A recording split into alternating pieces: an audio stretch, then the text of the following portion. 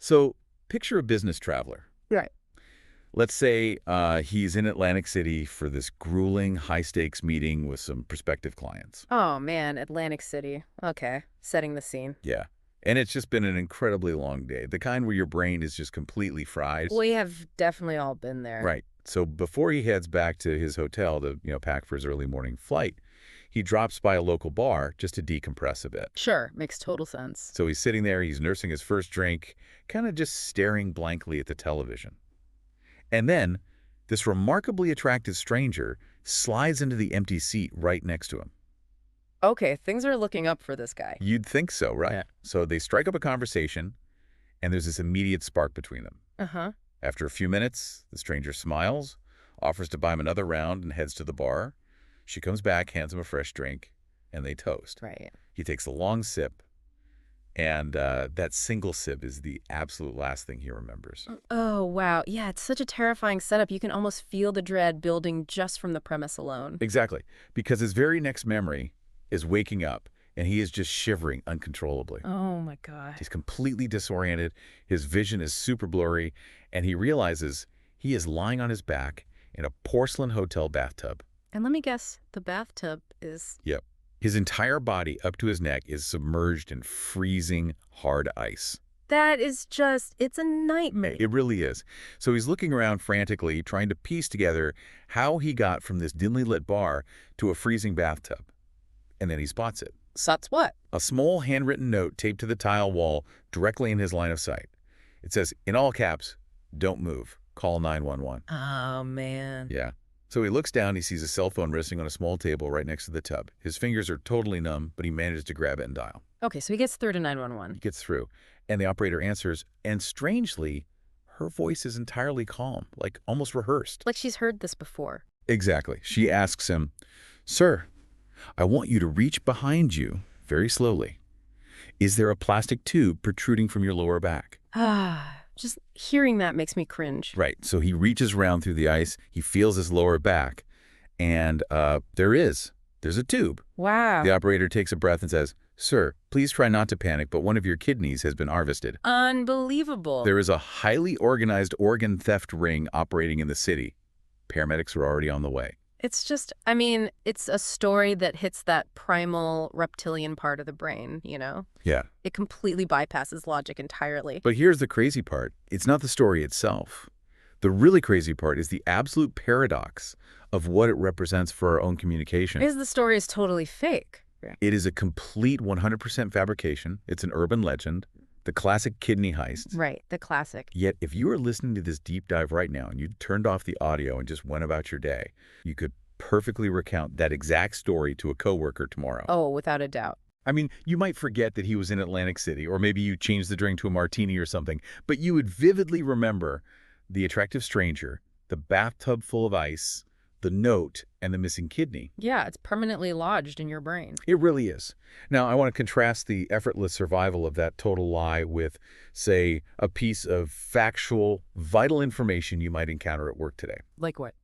Say, a meticulously researched 20-page memo on comprehensive community building strategies. Or think back to your high school biology teacher giving a brilliantly detailed hour-long lecture on the cellular phases of mitosis. Oh, yeah. Those concepts, they just evaporate from memory before you even walk out of the room, or before you even close the PDF. Exactly. The truth really struggles to survive while the fabrication just thrives. And that contrast is the entire focus of our deep dive into the sources today. Just a great premise. Why do false, ridiculous ideas like the kidney heist spread like a virus, while true, vital, important ideas just die? We are looking at the research of two brothers, Chip Heath and Dan Heath, because they set out to answer that exact question. And they are the perfect team to do this, honestly. Chip is a professor at Stanford University, and he spent over a decade obsessively analyzing naturally sticky ideas. Things like urban legends. Exactly. Urban legends, ancient proverbs, conspiracy theories, all of that.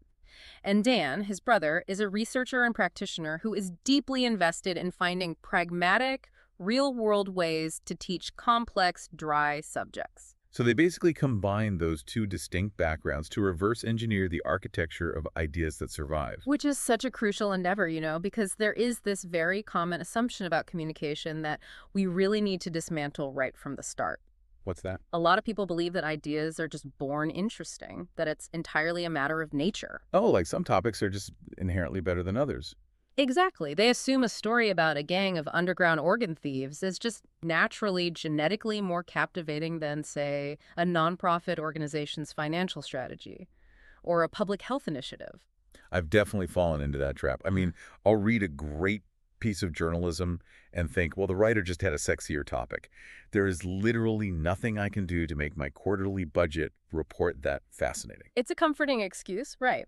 But the Heath brothers' research forcefully points to nurture, not nature. Okay. Ideas are not born sticky, they are constructed to stick. However, to build a sticky idea, we first have to understand and defeat this primary villain that destroys our ability to communicate. A villain. Yeah, the authors call it the curse of knowledge. The curse of knowledge. Right. And to truly grasp how insidious this villain is, we have to look at this brilliant, almost painfully revealing psychological experiment. Oh, I love a good experiment. It was conducted in 1990 by a Stanford researcher named Elizabeth Newton.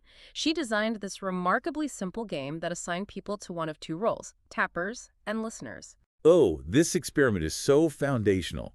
Newton basically gave the tappers a list of 25 universally known songs. Right? Yeah, exactly. We're talking about songs that are permanently etched into the cultural consciousness, like Happy Birthday, The Star-Spangled Banner, Jingle Bells. Everyone knows them. Right. So the tapper's job was to pick one of those songs and physically tap out the rhythm of the melody on a wooden table. Just tapping. No humming, no singing. Just knocking on the table. Exactly. And the listener's job was simply to guess the song based entirely on the rhythm of those taps. Which sounds easy enough. You would think. Now, before the actual tapping began, Newton asked the tappers to predict what percentage of the songs the listeners would guess correctly. And let me guess, the tappers were incredibly confident. Oh, super confident. They predicted a success rate of 50%. Wow. They genuinely believed that 1 out of every 2 songs would be instantly recognizable. But the actual success rate was what? It was devastating. It was 2.5%. 2.5. That is brutal. They got their message across 1 time in 40, not 1 time in 2. And the psychology of why that happens is the key to everything we're discussing today. Let's break that down. When you are the tapper, right, when you are the one who already knows the song, you cannot help but hear the full orchestration playing in your head while your finger hits the table. Oh, right, because your brain automatically supplies the melody. Exactly. The melody, the strings, the emotional swell of the chorus. You hear a full symphony in your head. But your audience, the listener, they don't have that internal context. Not at all. To them, it just sounds like a bizarre, unpredictable Morse code of disconnected thumps. The disparity there is profound. I mean, the tapper gets frustrated thinking, how can you not hear the Star-Spangled Banner? It is so obvious. Right. But the listener sitting there thinking, are you just banging on the table randomly? Yeah, what is wrong with you? Exactly. And here's the true curse. Once you know something, it becomes biologically and psychologically incredibly difficult to imagine what it was like to not know it. You can't unbake the cake. You really can't. You cannot selectively induce amnesia to recreate the mental state of your ignorant audience. It honestly reminds me of trying to teach my older relatives how to use a new smartphone. Oh, that is the perfect example. Because I have the vocabulary and the spatial awareness of how operating systems work. You know, I know that a hamburger menu means options. Right. But to them, it's just 3 arbitrary horizontal lines. I get frustrated because I can't strip away my own context. I can't remember what it feels like to look at a screen and not intuitively know how to navigate it. That is the curse of knowledge in action right there. It really is. And it is the exact reason why brilliant corporate executives stand on a stage and spout incomprehensible jargon about, like, synergizing cross-functional paradigms. Ugh, the worst. And it's why well-meaning, brilliant academics completely lose their students when explaining calculus. They are hearing the music of their expertise, but the audience is just hearing dry, disconnected taps. Okay, so the fundamental challenge of communication isn't just speaking clearly. No, not at all. It's overcoming that profound gap in context between your brain and your audience's brain. Precisely. And that is where the Heath brothers provide this highly actionable, crystallized blueprint. So what does this all mean for us? Well, their central argument is deeply democratic and really empowering. They say you do not need to be a natural creative genius to make an idea stick. That's a relief. Right. You don't need a multi-million-dollar advertising budget. You don't need a charismatic stage presence. You just need to understand the underlying anatomy of naturally sticky ideas. Okay, so how do they figure out that anatomy? By reverse engineering concepts that have survived for decades or even centuries. Things like Aesop's fables, proverbs, and, urban legends. Like the kidney heist. Exactly. And they identified 6 consistent traits. Together, they form an acronym, SUCCESS. SUCCES. Simple, unexpected, concrete, credible, emotional stories. That's the blueprint. Awesome. So we are going to dissect each of these 6 traits. We are going to build a mental toolkit that allows you to take any dry, complex, or abstract concept you need to communicate and transform it into something that actually latches onto the human brain. Let's do it. The first element of this blueprint is simple, but I have to be honest with you. Yeah. When I hear the word simple in the context of communication, my mind immediately goes to clickbait or those terrible, hollow corporate mission statements. It kind of feels like a mandate to just dumb things down. And that is probably the most common and dangerous misconception out there. Really? Absolutely. Simple does not mean dumbing things down. It doesn't mean speaking in monosyllables or stripping away intelligence just to pander to the lowest common denominator. Okay, so what does it mean then? In this framework, simple means relentless, often painful prioritization. It means stripping an idea down to its absolute, undeniable core. Relentless prioritization. I like that. To understand the gravity of this, the sources actually point to the United States Army. Oh, interesting. Yeah. The military invests a staggering, almost incomprehensible amount of energy into planning. Orders cascade down from the president to the Joint Chiefs of Staff, all the way down to the platoon level. Right, detailing every little thing. Exactly. Detailing the exact scheme of maneuver, the required equipment, the precise timing of artillery fire. It's a marvel of logistical foresight. But as anyone who has studied history knows, there's that famous military proverb, no plan survives contact with the enemy. Precisely, because the enemy gets a vote, right? The moment the operation begins, the carefully crafted plan disintegrates. Things just go wrong. Always. The weather changes unexpectedly, a vital bridge is blown out, a crucial supply line is ambushed, or maybe radio communications go dark. Yeah, chaos. So if an army relies entirely on rigid step-by-step instructions, they will become paralyzed the moment the battlefield becomes chaotic. That makes total sense. So what do they do instead? In the 1980s, the Army introduced a concept called commander's intent. Commander's intent. Yeah. It is a crisp, plain-talk statement that appears at the very top of every single order, specifying the ultimate, non-negotiable goal of the operation. Okay. It doesn't dictate how to achieve the goal. It just dictates the desired end state. Wow, it's like the ultimate failsafe. Exactly. Like if an order says, commander's intent, we must clear Hill 4305 of enemy forces to protect the flank of the 3rd Brigade. That changes everything. Because why? Because if all the transport vehicles break down and the radios die and the commanding officers are lost and there's literally only one private left standing in the mud, Yeah. that private doesn't need to check page 47 of the operational manual. He knows the core objective to protect the flank. That's it. By finding and articulating that core, the commander's intent aligns the behavior of thousands of individuals without needing to micromanage them at all. It allows for spontaneous improvisation because the ultimate destination is crystal clear. And this military concept, it translates seamlessly to the civilian and corporate world. Give me an example. Take Southwest Airlines. For decades, they have been consistently profitable in an industry that famously, historically bleeds money and forces companies into bankruptcy. The airline industry is brutal. It really is. So how do they do it? By operating with a brilliantly clear commander's intent. Their former CEO, Herb Kelleher, crystallized their entire business model into a single proverb: we are the low-fare airline. We are the low-fare airline. That is the core. That is the core. Everything else is secondary. And having that core instantly solves complex everyday problems and cuts through decision fatigue. The sources illustrate this perfectly with this great hypothetical. Imagine a marketing executive comes into Kelleher's office. Okay. And she says, Herb, we just ran a massive customer survey. Our passengers on the Houston to Vegas flight are really unhappy with the peanuts. Naturally. They want a chicken Caesar salad, and our data shows they'd be much happier if we provided it. Now, in a normal company, what happens next? Oh, that sparks a month of committee meetings, cost-benefit analyses, supply chain debates. Endless meetings. Right. But Kelleher doesn't need a committee.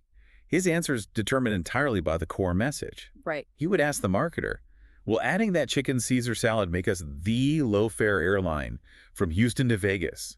Because if it doesn't objectively help us remain the unchallenged low-fare airline, we're not serving any damn chicken salad. It is forced prioritization. It kills scope creep instantly. I love that. But finding that core, I mean, that is agonizing work. It really is, because it forces you to leave things out. Yeah. Like in journalism, they use the inverted pyramid structure, right? Putting the most vital foundational information in the very first sentence, which is called the lead.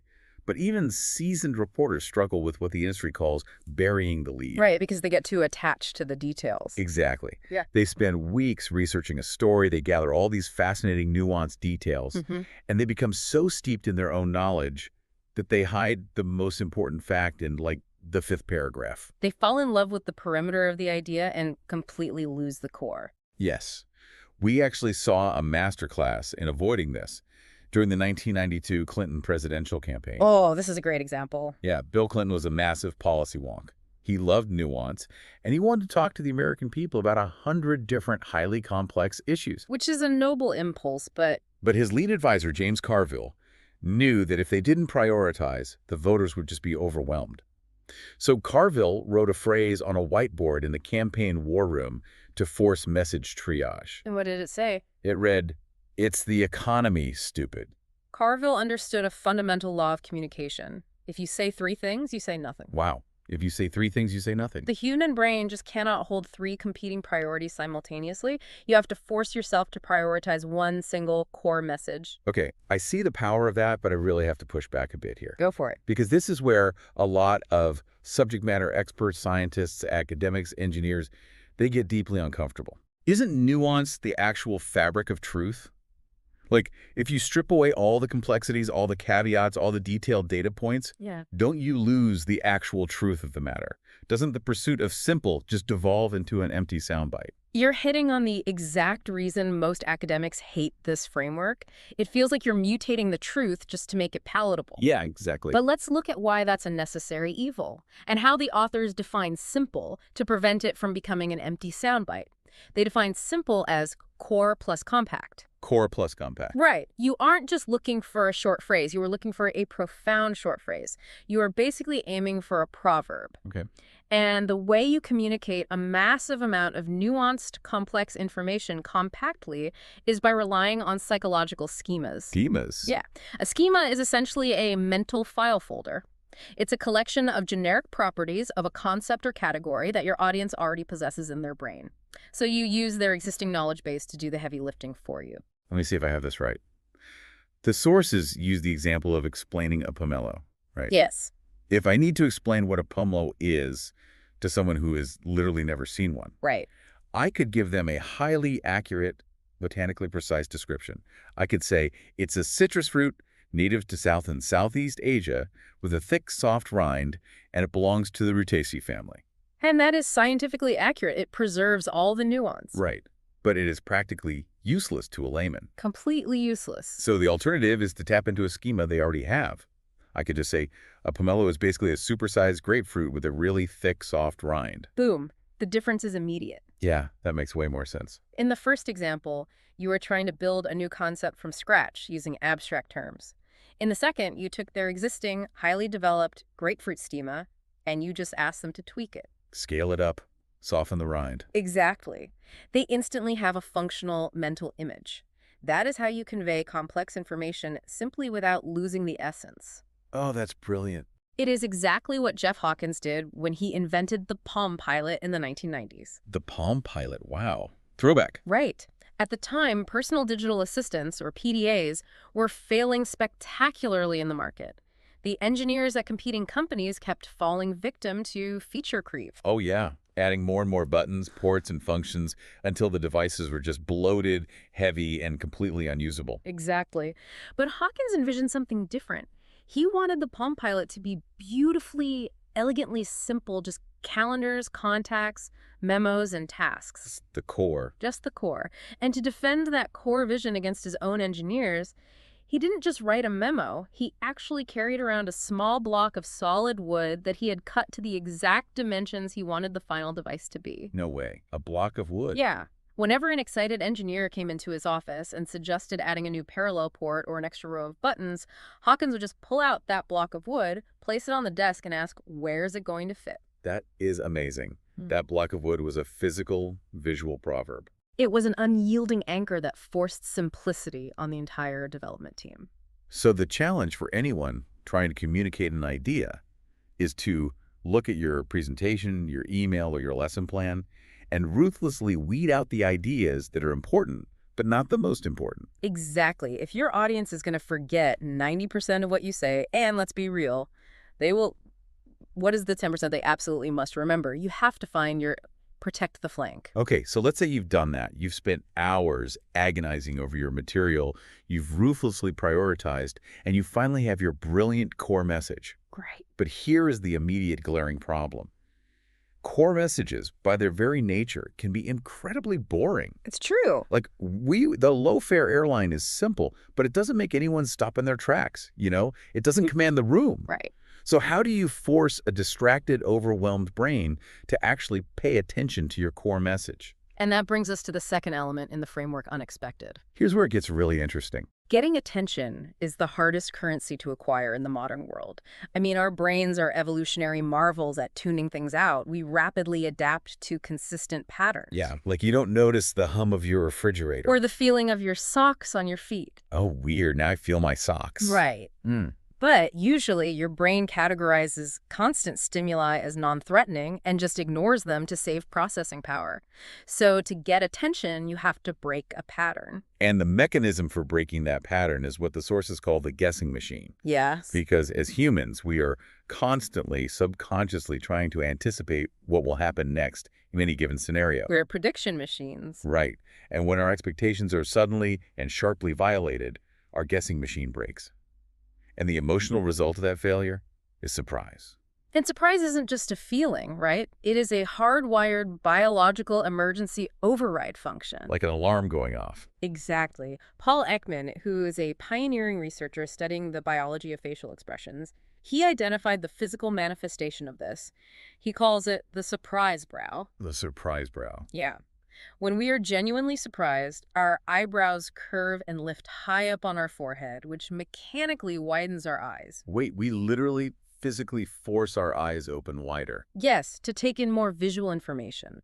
Our ongoing mental activities are instantly interrupted, our cognitive bandwidth is totally cleared, and our attention focuses involuntarily on the unexpected event. That is wild. Surprise basically prepares the brain to understand why its guessing machine failed so it can update its schemas for the future. Let's look at how this biological hack is actually weaponized in media.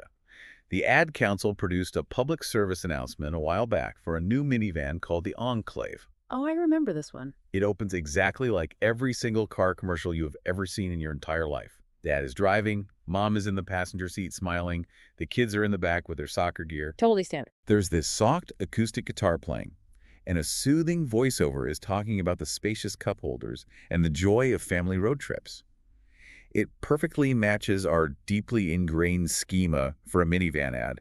We know exactly how this goes. Right, they're just driving slowly through a picturesque suburban neighborhood. And then, without a millisecond of warning, another car violently, catastrophically T-bones the minivan in the middle of an intersection. Oh, man. The screen shakes. There is a terrifying, deafening explosion of shattering glass, buckling metal, and deploying airbags.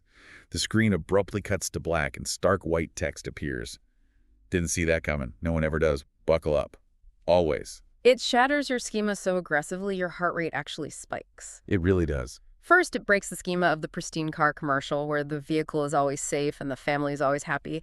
But on a much deeper, more psychological level, it shatters the schema that everyday short trips around your familiar neighborhood are perfectly safe. Yeah, because we think accidents happen on dark highways, not at the four-way stop near our house. Yeah. Exactly. It forces you to pay absolute attention because it breaks your guessing machine in a way that is intimately, directly tied to their core message.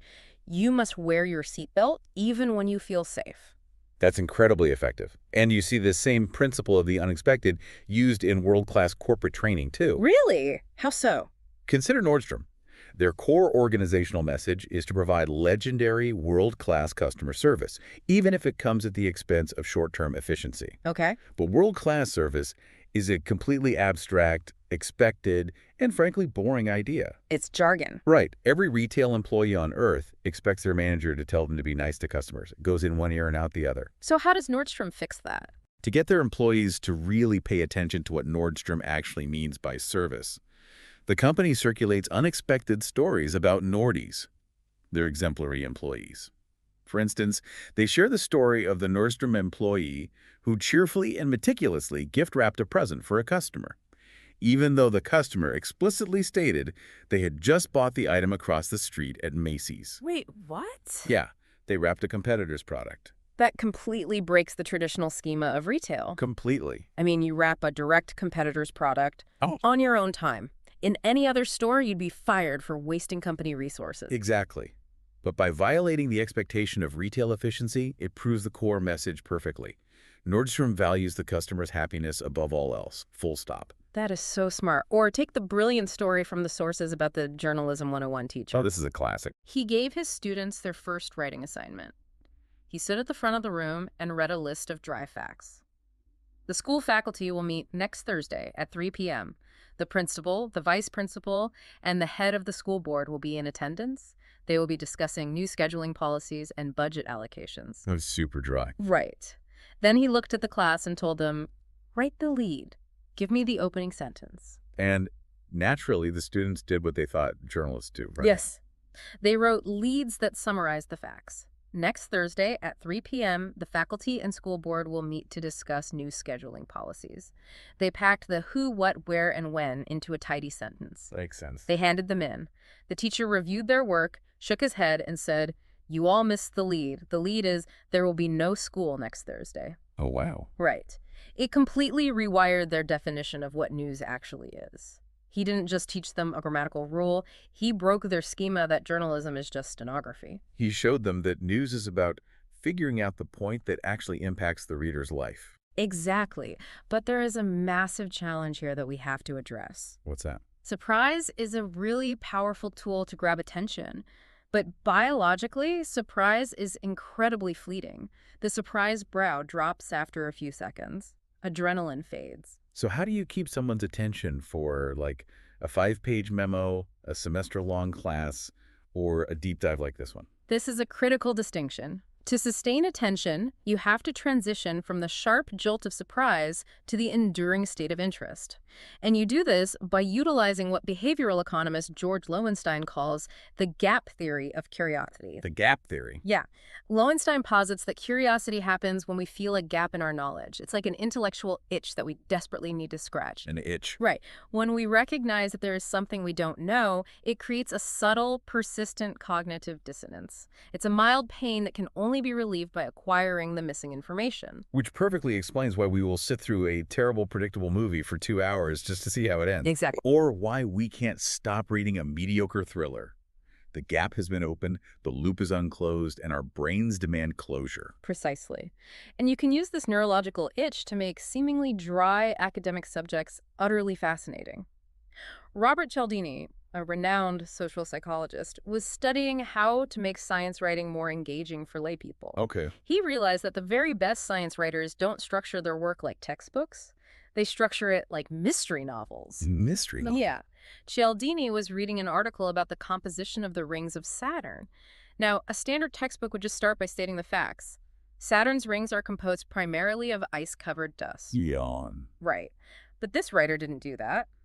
Instead, the writer posed a mystery. For decades, scientists looking through telescopes had absolutely no idea what the rings were. Were they solid disks? Were they trapped moons? Oh, I see where this is going. The article followed the scientists as they tracked clues, debated competing theories, hit dead ends, and chased leads over 20 pages. And the ultimate answer at the end of the mystery. The rings are just made of dust. Ice. Covered dust. Exactly. Cialdini realized he didn't naturally care about dust, and he certainly didn't care about the astronomical makeup of Saturn's rings. But because the writer brilliantly opened a knowledge gap, Cialdini found himself turning the pages like a speed reader reading a Stephen King novel. You make dust fascinating by making people desperately want to solve the puzzle. Exactly. So the lesson here is that you can't just hand people facts. You have to identify the core of your message, figure out what is counterintuitive or unexpected about it, and use that to break your audience's guessing machine. Grab them by the lapels, Yes. and then immediately open a knowledge gap, a mystery, a question, a puzzle to keep their attention locked in while you slowly give them the information they need to fix their guessing machine. That's exactly it. Okay, so now we have their attention. They're listening. But that brings us to the third hurdle. They are listening, but do they actually understand what you are saying? And more importantly, will they remember it tomorrow? This introduces the third trait, concrete. If simple is about finding the core and unexpected is about securing attention, concrete is about guaranteeing comprehension and memory. Okay. And the single biggest enemy of understanding in the professional and academic world is abstraction. Abstraction is a plague. It really is. It is the language of leveraging synergies, maximizing stakeholder value, optimizing structural paradigms, and fostering ideation. It makes the speaker feel incredibly smart and sophisticated, sure, but it slips right off the audience's brain without leaving a mark. Because human brains are simply not wired to process or remember abstractions, right? Not at all. Our evolutionary hardware developed over hundreds of thousands of years to remember tangible, sensory reality. We evolved to remember where the lion was hiding, what the poisonous berry looked like, and how to strike two rocks together to build a fire. Things we can see, touch, hear, and smell. Exactly. To see the enduring power of concreteness, look no further than Aesop's fables. These stories have survived for over 2,500 years, passed down across countless generations and languages. Like the fox and the grapes. Yes. Let's look at that one. A fox is walking through the forest and sees a lush bunch of grapes hanging high on a vine. He wants them, so he jumps. He misses. Right. He backs up, takes a running start, and jumps again. He misses. He tries over and over, exhausting himself until he finally realizes he cannot reach them. As he walks away in defeat, he mutters to himself, "I am sure they are sour anyway." It's a perfect story, but I want to pause here and ask you to unpack the psychology beneath it, because this story perfectly encapsulates a very heavy psychological concept called cognitive dissonance. Yes, it does. People throw that term around a lot. Oh, that's cognitive dissonance. But what is actually happening in the fox's brain, and how does Aesop explain it without using the jargon? Well, cognitive dissonance, originally theorized by psychologist Leon Festinger, is the mental discomfort experienced by someone who holds two or more contradictory beliefs, ideas, or values. Okay. In the fox's case, belief A is, "I am a capable fox who wants those grapes." Reality B is, "I am incapable of getting those grapes." The contradiction between his desire and his reality causes psychological pain. Exactly. And to relieve that pain, the brain has to rationalize the failure. The fox can't change the reality of his failure, so he changes his desire. He convinces himself the grapes are sour and therefore undesirable.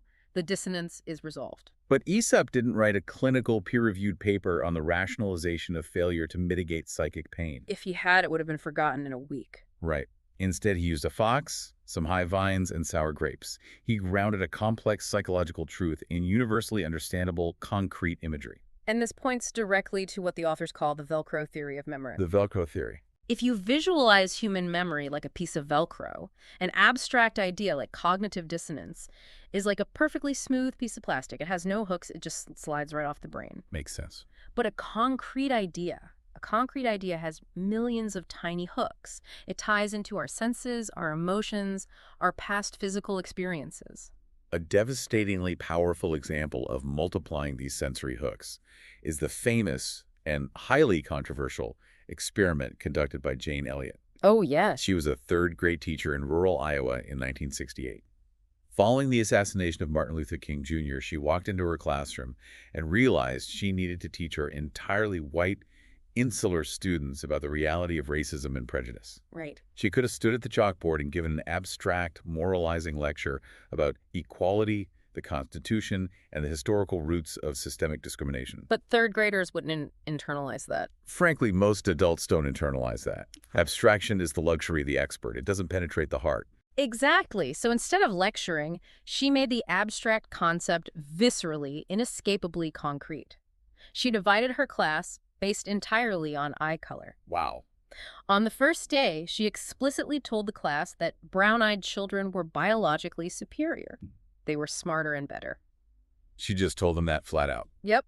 She gave the brown-eyed children privileges. They got to sit in the front of the room, they got second helpings at lunch, and they got 5 extra minutes of recess. And the blue-eyed kids? The blue-eyed children were told they were inferior. They were forced to wear fabric collars around their necks so they could be identified from a distance. They had to sit in the back, and they were forbidden from drinking directly from the water fountain. They had to use paper cups. The psychological impact of that must have been immediate. It was terrifying. Within hours, the previously sweet, egalitarian, brown-eyed children became arrogant, mean, and domineering. Third graders. Third graders. And the blue-eyed children, who had been confident students the day before, became subservient, deeply depressed, and even began performing poorly on standard academic tests. The reality of their inferiority just crushed them. That is so heavy. Then, the very next day, Elliot walked in and flipped the rules. She said she had made a mistake. The blue-eyed children were actually the superior ones. And let me guess, the exact same behavioral shifts occurred in reverse. Yep. She didn't just ask them to memorize the dictionary definition of prejudice. She forced them to physically and emotionally experience the arbitrary, structural cruelty of segregation. She gave the concept 1,000 sensory hooks. Yes, the feeling of the collar around the neck, the shame of the paper cup, the sting of a friend looking down on you. 10, 20, 30 years later, sociologists followed up with those students. They still remembered the lesson vividly. It shaped their adult lives. That is the staggering power of concreteness. It completely bypasses the intellectual, analytical filter and hits you right in the core of human experience. And concreteness isn't just for heavy moral lessons either. It is absolutely essential for coordinating action among different groups of people in a business environment. Oh, for sure. The authors share a fascinating study of a manufacturing floor at a tech company, right? Yes. So you have 2 distinct tribes. The engineers who design the silicon chip-making machinery, and the operators who run the machinery on the floor day in and day out. Okay. These 2 groups frequently had massive, expensive miscommunications because they literally spoke different languages. The engineers talked in the highly abstract language of blueprints, schematics, and theoretical tolerances. And the operators. The operators talked in the concrete language of the physical machines. So when a machine inevitably broke down. Right. The operator would look at it and say, the robotic arm is getting stuck on the conveyor belt. And the engineer sitting in an office looking at a CAD file would reply, that shouldn't happen. The schematic says the clearance tolerance is 0.01 centimeters. It's impossible for it to get stuck. They're completely talking past each other. The engineer's defending the abstraction, and the operator is dealing with the concrete reality. Exactly. So the solution wasn't to force the operators to learn engineering schematics or to force the engineers to learn operator slang. What was it? The solution was for the engineers to physically get up, walk down to the manufacturing floor, and look at the machine. The physical machine is the universal concrete language. Yes. Everyone understands a piece of jammed metal. When the engineer looks at the stuck arm, the pristine abstraction of the blueprint instantly gives way to the messy reality of the concrete. It forces alignment. If you want to be understood, you have to stop talking in the abstract. Use sensory language. Exactly. Like if you were proposing a new HR policy or pitching a startup, put your idea in terms of specific people doing specific things. Don't tell investors, we provide innovative, scalable retail solutions to optimize the consumer journey. No, please don't. Tell them, we help a stressed-out mom with a crying toddler find the perfect birthday gift and check out in under 3 minutes. Paint a picture they can actually see. Absolutely. Which brings us directly to the 4th trait, credible. Ah, the hurdle of skepticism. I see a massive hurdle here, honestly. Let's hear it. If I'm a junior employee pitching a wild idea to a board of directors, or if I'm a startup founder with no track record talking to a venture capitalist, I can't just borrow credibility. I'm a nobody in that room. Right, you don't have that built-in authority. Usually we rely on external authority. We quote a famous scientist, or we slap the logo of a government agency on our PowerPoint slide. But what if you don't have that? Can an idea somehow defend itself? It absolutely has to. Sticky ideas must carry their own credentials. They must possess internal credibility. Okay, how do you do that? A brilliant historical example of this is the story of Barry Marshall, a physician in Australia. In the early 1980s, Marshall and a colleague made a radical discovery. At the time, the entire medical establishment unanimously believed that peptic ulcers were caused by stress, spicy food, and excess stomach acid. Oh, I remember that. It was dogma. Total dogma. But Marshall discovered that they were actually caused by a specific bacterium, Helicobacter pylori. Okay. But Marshall was a young, relatively unknown doctor. He wasn't a prestigious researcher at Johns Hopkins. When he presented his findings at medical conferences, the establishment openly mocked him. They dismissed his research because he lacked external authority. Exactly. He was completely stuck. He knew he was right, but he couldn't break through the wall of skepticism. So what did he do? He did something incredibly drastic, almost insane, really, to give his idea internal, undeniable credibility. He took a beaker filled with a murky broth swimming with the ulcer-causing bacteria, and in front of witnesses, he drank it. He drank the bacteria? He purposefully infected himself. Wow. Within days, he developed severe gastritis, the painful precursor to an ulcer. He biopsied his own stomach, cured himself with antibiotics, and proved his theory. He didn't win the argument with a dense medical paper. He won it by turning his own body into a testable credential. It was irrefutable. And years later, the medical establishment had to bow to the truth, and he won a Nobel Prize for it. Now, obviously, the lesson here isn't to poison yourself for a PowerPoint presentation. Definitely not. But there are highly effective, less dangerous ways to build internal credibility. One of the most powerful is the use of what the authors call anti-authorities. Anti-authorities? Yeah, we typically assume that polished experts with PhDs are the most credible sources. But sometimes the most credible person in the room is someone whose only credential is their brutal, authentic, unfiltered experience. Oh, I know exactly what you mean. The anti-smoking campaigns from the late 90s and early 2000s mastered this. Yes. For decades, public health officials tried to stop teens from smoking by putting the Surgeon General on TV to cite mortality statistics. And teenagers don't care about the Surgeon General. Not at all. Yeah. And they feel immortal, so statistics mean nothing. Right. Then a campaign featured Pam Laffin. Pam wasn't an expert. She was a 29-year-old mother of two who had started smoking when she was 10. Wow. Because of smoking, she had severe emphysema, she had undergone a lung transplant that eventually failed, and her face was visibly swollen from heavy steroids. I remember those commercials. When Pam looked into the camera, struggling to breathe, and showed the massive surgical scars on her chest, she was fiercely, devastatingly credible. She was the ultimate anti-authority. Her damaged body spoke louder than any medical degree ever could.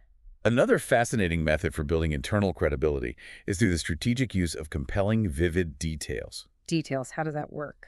Human beings have a cognitive heuristic, a mental shortcut that equates vivid detail with truth. The authors cite a fascinating study involving mock juries. Researchers presented the juries with a transcript of a court case. In one version, the lawyer described a scene using generic terms. In another version, the lawyer included highly specific, completely irrelevant details, for instance, mentioning that a character was brushing his teeth with a Darth Vader toothbrush. A Darth Vader toothbrush? Why? Exactly. It's so specific. And the juries that heard the version with the Darth Vader toothbrush consistently rated the lawyer's argument as more credible. Just because of the toothbrush? Yes. The vividness of that tiny specific detail made the entire account feel grounded in reality. It felt true. That is fascinating. But what about numbers? In business and science, we worship data. We use statistics as the ultimate weapon to build credibility. But the problem is, raw numbers are inherently abstract. If I stand on a stage and tell you that there are roughly 5,000 nuclear warheads in the global arsenal, your brain doesn't really know what to do with that information. It's just a big number. Exactly. It doesn't evoke fear. So statistics are almost never meaningful in and of themselves. They're only meaningful because they illustrate a relationship or a scale. To make statistics credible and emotionally resonant, you have to use the human scale principle. You have to bring the numbers down from the stratosphere to a level we can physically or emotionally comprehend. The book shares an amazing, visceral example of this. A peace activist named Jeffrey Ainscow was traveling the country trying to convey the existential danger of the global nuclear arsenal. Okay. He realized that saying 5,000 warheads put people to sleep. So he changed his approach. He started bringing a tall metal bucket and a glass jar full of metal BBs to his presentations. A bucket and BBs? Yeah. He would stand in front of the audience, take one single BB, and drop it into the empty metal bucket. It made a sharp, distinct ping. Ping. He would say, that single BB represents the bomb dropped on Hiroshima. Then he took 10 BBs and dropped them in. Clatter. That represents the firepower of a single nuclear submarine. The audience is starting to get uncomfortable. I bet. Finally, he picked up the glass jar, which contained 5,000 BBs, and poured the entire thing into the metal bucket. Oh my God. It created a deafening, terrifying, prolonged roar of metal crashing on metal. People in the front row physically recoiled. He didn't just give them a number on a spreadsheet, he provided a physical, auditory experience of the massive scale-up of the global arsenal. He weaponized scale to create credibility. That's brilliant. The final method for internal credibility we should discuss is the Sinatra test. Like Frank Sinatra. Exactly. It's named after the famous line in the song, New York, New York. If I can make it there, I can make it anywhere. An example passes the Sinatra test if one single monumental story is enough to establish total credibility in any domain, rendering all other credentials unnecessary. My favorite example of this is Safe Express in India. Oh, I love this one. They are a logistics and shipping company. They were trying to expand their business and convince massive corporate clients that their delivery network was secure, reliable, and capable of handling sensitive materials. Which is tough to prove. Right. They could have done what every other logistics company does, hand out glossy brochures with bar charts showing their 98.6% on-time delivery rate and, quote, ISO certifications. Boring. But instead, they used the Sinatra test. In their pitch meetings, they simply pointed out two facts. First, they were the company trusted to deliver the latest Harry Potter book to bookstores across the entire country of India so that they all went on sale at the exact same minute. And they did it without a single copy leaking early. Exactly. Second, and even more impressively, they were trusted by the government to deliver the national board exams to thousands of schools, again, without a single test being compromised. That is the ultimate mic drop. If you can securely coordinate the delivery of the most anticipated book in history and perfectly secure the national board exams in a country of over 1 billion people, you can definitely handle a clothing retailer's standard inventory. That one example carries so much immense, undeniable credibility that the charts and graphs become totally irrelevant. So, when you are trying to convince an audience, you need to provide them with a try before you buy philosophy. Don't just assert your authority. Give them vivid details, give them human-scale statistics that they can feel, or give them a Sinatra test so they can verify the truth of the idea for themselves. Okay, let's take a breath and look at where we are. Okay, let's unpack this. We have made our idea simple, so they get the core. We made it unexpected, so they are paying attention. We made it concrete, so they understand it. And we made it credible, so they believe it. But here's the tragic reality of communication belief is not enough to inspire action. Really? Think about it. You can logically believe that eating vegetables is good for you and still eat a cheeseburger. You need people to care. And that is the fifth trait, emotional. It's important to clarify that when we say emotional, we don't necessarily mean you have to make people cry or play Sarah McLachlan music in the background. We mean you have to tap into the things that fundamentally matter to them. The challenge is that human beings do not inherently care about abstractions, and we struggle to care about large masses of people. We care deeply about individuals. There is a profound, almost haunting quote from Mother Teresa that perfectly captures this psychological limitation. She said, "If I look at the mass, I will never act. If I look at the one, I will." And researchers have empirically tested this exact phenomenon. They set up an experiment where they gave people an opportunity to donate to a charity fighting global hunger. One group of participants read a well-written letter outlining the systemic crisis of starvation in Africa. The letter cited massive, credible statistics about millions of food shortages, drought conditions, and the vast scale of the tragedy. Okay, and the other group? Another group read a letter that contained no statistics. Instead, it told the story of one specific, named little girl from Mali, Africa, named Rokia. It described her life, her family, her face, and explained how their money would directly help her. And the results were staggering, right? The group that read about the individual girl donated significantly more money than the group that read the statistics. That feels irrational, but it makes perfect sense when you understand how the brain works. The statistics trigger our analytical hat. When we are thinking analytically, we calculate, we evaluate, and we detach. We think, well, my $20 won't solve a crisis of 1 million people, so why bother? Exactly. Yeah. But when we hear about an individual, the analytical hat comes off, and our empathy engages. We want to bypass the analytical hat and tap into what matters most to people. Simply put, people matter to themselves. A reliable, time-tested way to make people care is to appeal directly to their self-interest. You have to answer the silent question every audience member is asking, what's in it for you? Or why I fi why? Why I fi why. The legendary advertising copywriter John Caples understood this perfectly all the way back in 1925. He was tasked with writing a print ad for a mail-order piano course. Oh, this is a legendary ad. A lesser writer would have written an abstract, feature-based headline like "A Comprehensive Method for Mastering the Keyboard" or "Learn Piano in 30 Days." Very standard. But Caples didn't do that. He wrote one of the most famous headlines in advertising history. Yeah. They laughed when I sat down at the piano, but when I started to play. It's brilliant because it bypasses the function of the product entirely. No one actually wants to spend hours doing piano drills. What they want is the emotional payoff. Caples appealed directly to the reader's deep, latent desire for social triumph, for surprising their friends, and for being the center of attention. He sold the emotion, not the piano. But self-interest isn't just about base desires, ego, or money.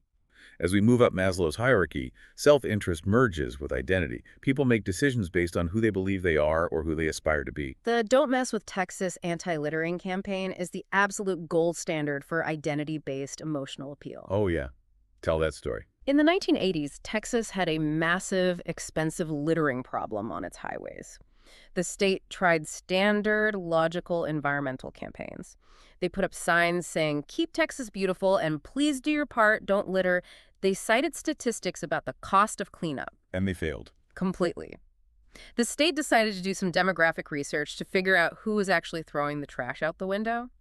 They discovered that the worst offenders were young men between the ages of 18 and 24 driving pickup trucks. That demographic profile changes everything. Those guys didn't care about environmentalism. They didn't see themselves as tree huggers. The environmental appeal clashed with their identity, so they rejected it entirely. Exactly. So the ad agency realized they couldn't appeal to an environmental identity. They had to appeal to a rugged, macho Texas identity. They coined the phrase, "Don't mess with Texas." It's so good. They hired iconic, tough Texas figures, Dallas Cowboys football players, legendary country music stars like Willie Nelson and even George Foreman. They filmed commercials where these icons looked dead into the camera, crushed a beer can, and said, "Don't mess with Texas." It wasn't a polite plea to keep the state beautiful. It was a macho challenge. It tied the act of not littering to the very identity of being a tough, proud Texan. The subtext was, real Texans protect their state, only losers trash it. It was wildly successful, reducing litter by a massive percentage almost overnight. To find these deep emotional appeals, the author suggests using an interrogation technique called the 3 whys. It's a way to drill down from the superficial functional description of what you do straight to the profound emotional core of why it actually matters. They share the story of a real organization, the Duo Piano Foundation. It was a nonprofit struggling to raise money and gain relevance. If you asked their board of directors what they did, they would give you the functional answer. We exist to protect, preserve, and promote the music of the Duo piano. That's the first answer. It's accurate, but it's not emotional. Right, so you ask why? Why do you need to promote duo piano music? They might think about it and answer because it's a very unique art form where 2 musicians play on 2 separate pianos simultaneously and it's being lost. Then you ask why a second time. Why does that unique art form matter? Because playing on 2 pianos simultaneously requires an incredible, almost telepathic level of communication and synchronicity between the performers. Ask why a third time. Why is that synchronicity important to the world? Because when 2 musicians achieve that perfect alignment, it creates a sound and a communal experience that is vastly larger than the sum of its parts. It is a beautiful, living metaphor for human connection and harmony. Oh, wow. Suddenly, everything shifts. You aren't just raising money to maintain old pianos. You're raising money to celebrate the beauty of human connection. The 3 whys forces you to bypass the curse of knowledge and drill down to the emotional core that actually resonates with a human heart. Stop trying to appeal to a spreadsheet. People aren't calculators. Appeal to their identity, or, better yet, appeal to the person they desperately aspire to be. Which leads us to the final and perhaps most crucial element in the success checklist. Stories. We've done all the heavy lifting, the audience is paying attention, they understand, they believe, and they care. But as anyone who has ever tried to lead a team or change a habit knows, getting people to care isn't the finish line. You need them to act. And stories are the mechanism that translates emotion into action. Stories are often dismissed in professional settings as mere entertainment or fluff to open a speech. But psychologically, stories serve a profound evolutionary purpose. They act as mental flight simulators. Flight simulators. Just as a pilot spends hours in a simulator to prepare for an engine failure, stories prepare us to respond more quickly and effectively to real-world situations we haven't personally encountered yet. I absolutely love the example the book gives of firefighters swapping stories. It's so telling. After a blaze, they don't just go to sleep, they sit around the firehouse kitchen table and talk. To an outsider, it looks like they are just shooting the breeze, drinking coffee, and bragging. But what they are actually doing is building a vital, collective mental catalog of emergencies. They are treating simulators. One older firefighter might tell a story about a medical call where a nurse in the ICU ignored a high-tech heart monitor that showed a baby was perfectly stable. Why did she ignore it? The nurse ignored the machine because she noticed the baby's skin color was slightly off. She intervened, called a code, and saved the baby's life. It turned out the heart monitor was malfunctioning. Or consider the world of technicians.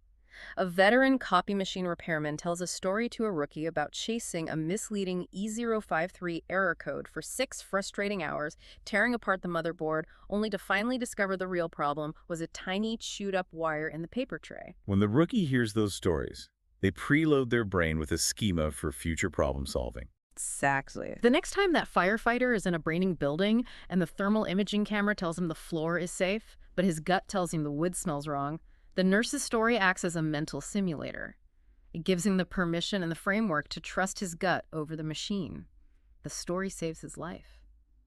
And perhaps the most liberating truth from the Heath's research is that you do not have to be a brilliant, creative novelist to use stories effectively. You don't have to invent them from scratch, you just have to spot them. The world is constantly generating perfect stories. You just need to be paying attention. The history of Subway sandwiches proved this in spectacular fashion. Oh, yes. Years ago, Subway's corporate advertising agency pitched a massive, expensive national campaign called 7 Under 6. It highlighted the statistical fact that Subway had 7 different sandwiches with under 6 grams of fat. It's so boring. The agency loved it. It was heavily researched, data-driven, legally approved, and completely, utterly sterile. At the exact same time, a local Subway franchisee in the Midwest spotted a real story in his community. A college student named Jared, who was morbidly obese, lost over 200 pounds by doing nothing but eating turkey and veggie Subway sandwiches and walking. When you lay those two competing campaigns side by side on the success checklist, the winner is glaringly obvious.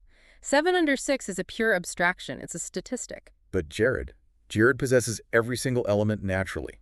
Simple. Eat subs, lose weight. Unexpected, a guy lost 200 pounds eating at a fast food joint. Concrete, the visual image of him holding up his massive 60-inch-old pants. Credible, he is the ultimate anti-authority. The weight loss is visible and undeniable. It's a deeply inspiring, relatable story of a guy overcoming a struggle and reaching his potential. And it is a compelling story that acts as a flight simulator for anyone wanting to lose weight. If he did it, I can do it. The crazy part is that the corporate ad agency aggressively fought against the Jared campaign. They thought it was amateurish. But it eventually aired and went on to become one of the most successful, culture-defining marketing campaigns in history. Not because an ad executive invented a brilliant slogan, but because a franchisee simply spotted a story that naturally possessed the DNA of stickiness. This highlights a crucial recurring trap for leaders and educators. Often, experts spend years building a massive intellectual edifice, a huge, complex structure of accumulated knowledge, nuanced context, and best practices. Okay. And when they finally try to share that knowledge with their team, they pluck a single brick off the top of the roof and hand it to their audience. They stand at the front of the room and say, "The key to success in this company is to keep the lines of communication open." And the audience nods, but it's an empty brick. It's a platitude. It means nothing without the building underneath it. Exactly. The story is what transfers the entire edifice, not just the brick. Don't tell your team, keep the lines of communication open.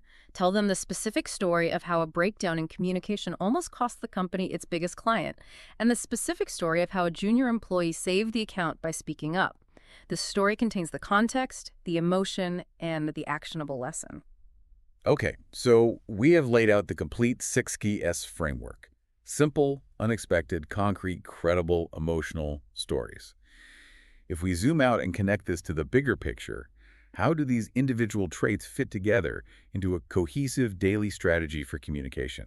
The authors synthesized the entire book by mapping the 6CS checklist directly onto the fundamental chronological stages of human communication. Think of this acronym not just as a checklist, but as a diagnostic tool for when your ideas are failing. Okay, let's hear it. If your audience isn't paying attention to you, you need to use the unexpected to break their guessing machine. If they are listening, but they are confused and can't remember what you said 5 minutes later, you need to use the concrete to give the idea sensory hooks. Make it tangible. If they understand you, but they are skeptical, crossing their arms and arguing with you, you need to use the credible to provide a testable credential or an anti-authority. Like Pam Laughlin. Exactly. If they believe you, but they are apathetic and unmotivated, use the emotional to appeal to their identity and make them care. Tap into the WIIY.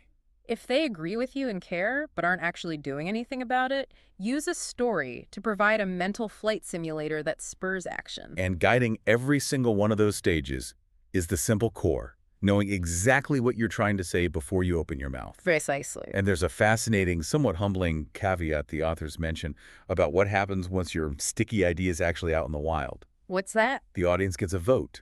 Your idea might mutate. The sources give the example of Leo DeRocher, a famous fiery baseball manager in the 1940s. Oh, Leo DeRocher, yeah. He was being interviewed, and he gave a very nuanced paragraph-long quote analyzing his opponents, the New York Giants. He talked about how they were nice guys, but they lacked the killer instinct, and therefore they were in last place. Very nuanced. But the press, and eventually the public, naturally distilled and shortened his complex analysis into the famous proverb, "Nice guys finish last." And he didn't like that at first, right? DeRocher hated it. He tried to deny he ever said it. He tried to correct the record, but eventually he embraced it. The lesson is, as long as the public mutation preserves the essential core of your message, you have to humbly let go of your idea pride. You have to let the idea live its own life. Which brings us to a really helpful final analogy from the text to help apply all of this. During the holidays, you might put on what the authors call dad gift glasses. Dad gift glasses. Yeah. For 11 months of the year, you walk through a hardware store or a mall and see nothing. But in December, you put on these mental glasses and suddenly you spot every obscure gadget, grilling tool, and biography that your dad might like. Oh, total. In the same way, you need to wake up every morning and put on your core idea glasses.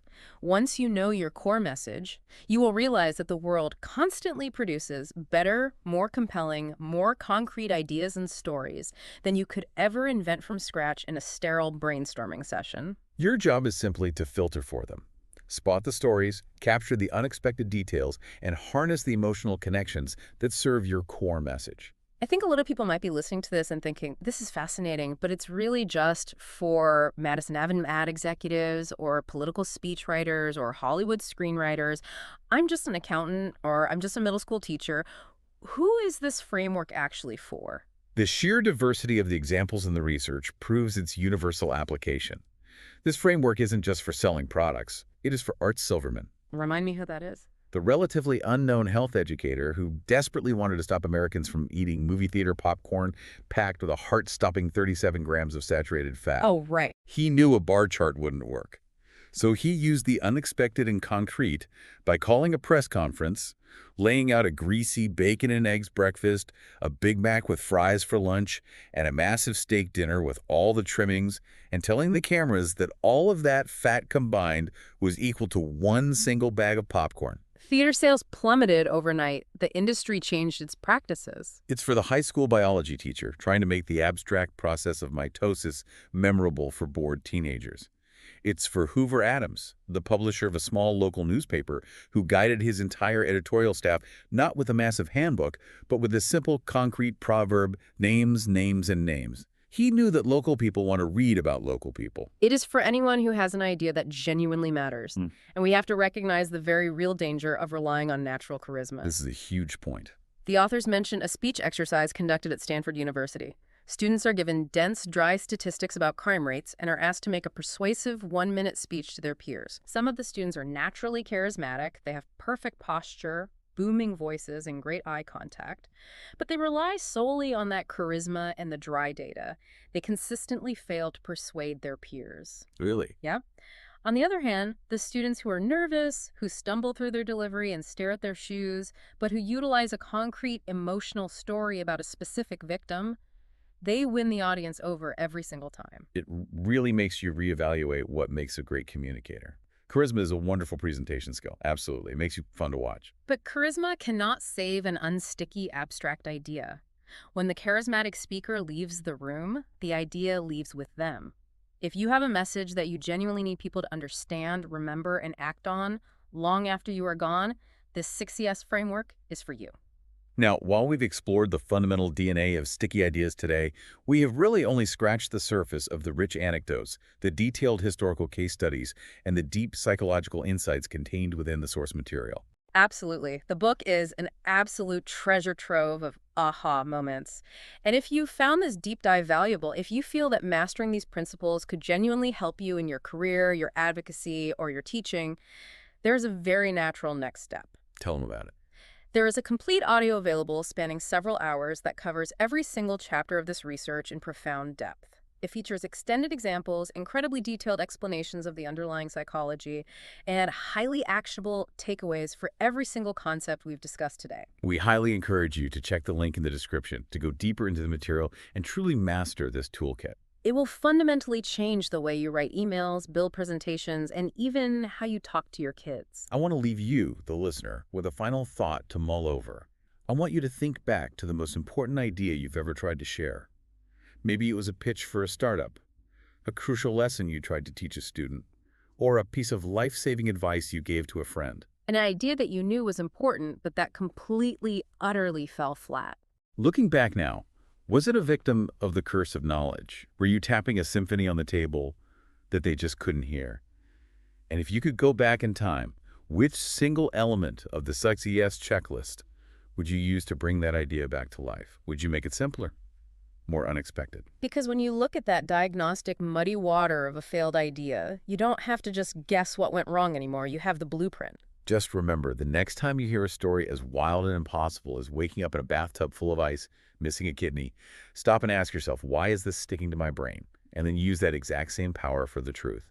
What you just listened was the beginning of a full audio, way longer, explaining every single chapter of the book. If you would like to keep listening to the end and access to the full audio, you can access it with the link down below in the description and in the pinned comment.